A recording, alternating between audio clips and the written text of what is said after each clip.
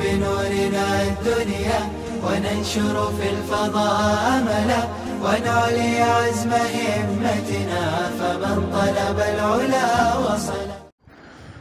الحمد لله رب العالمين والصلاة والسلام على سيد الأنبياء والمرسلين.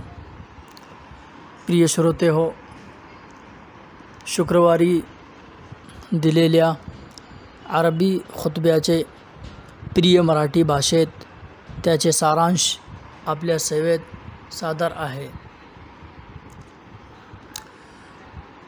पालनकर्त्याची स्तुती असो ज्याने जग निर्माण केले.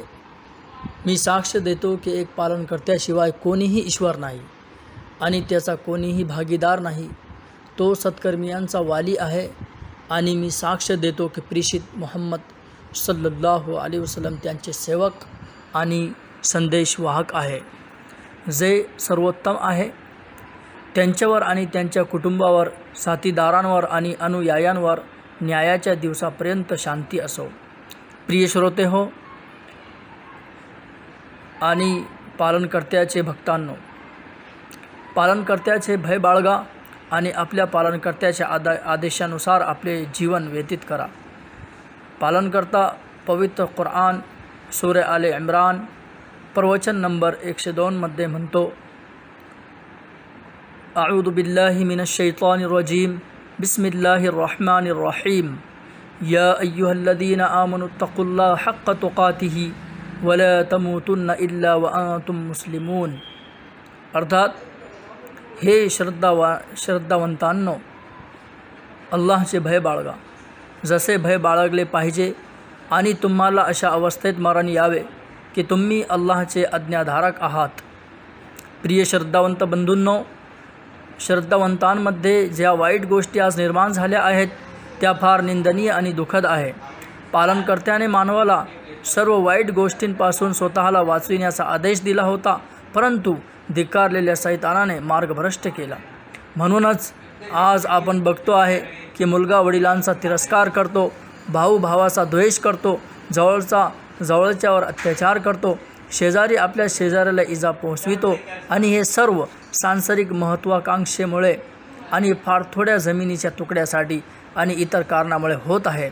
पवित्र कुराणमध्ये पालनकर्ता म्हणतो, ज्याचा अर्थ असा आहे की आता काय तुम्हा लोकांकडून याशिवाय अन्य काही अपेक्षा केली जाऊ शकते की जर तुम्ही उलट तोंड फिरविले तर भूतलावर पुन्हा उपद्रव माजवाल आणि आपसातील नातेसंबंध तोडाल.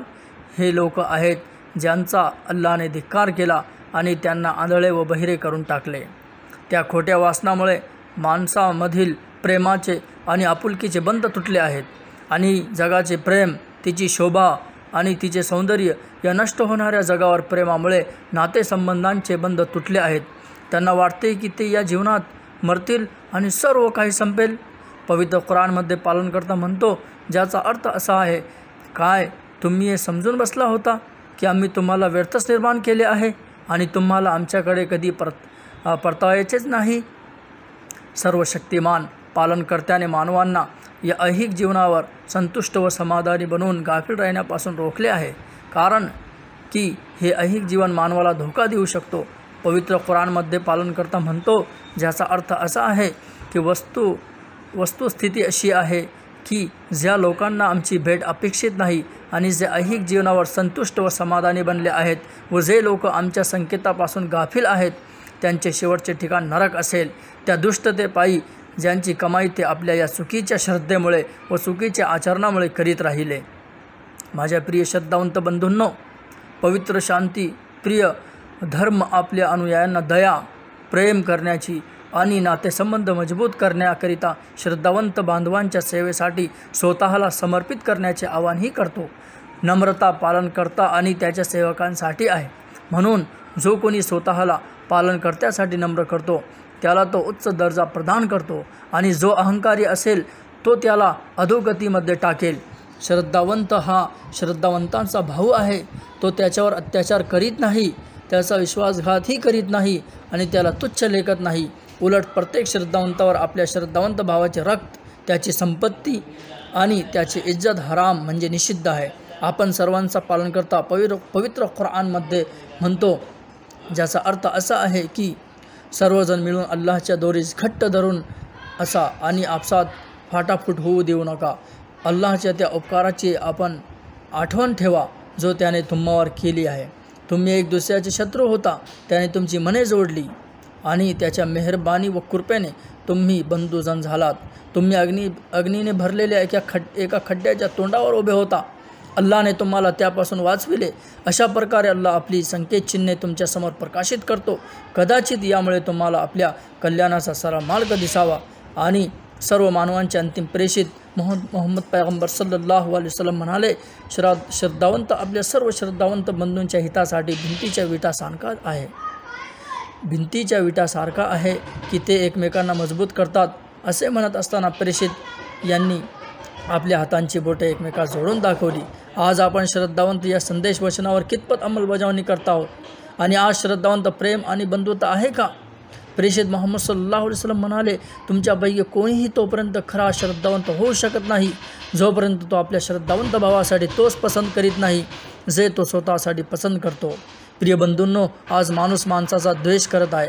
लोक एक दुसऱ्याचे शत्रू बनले आहे. शेजारी धर्म पाळायला तयार नाही आणि नातेवाईकसुद्धा एक दुसऱ्याचा तिरस्कार करत आहे.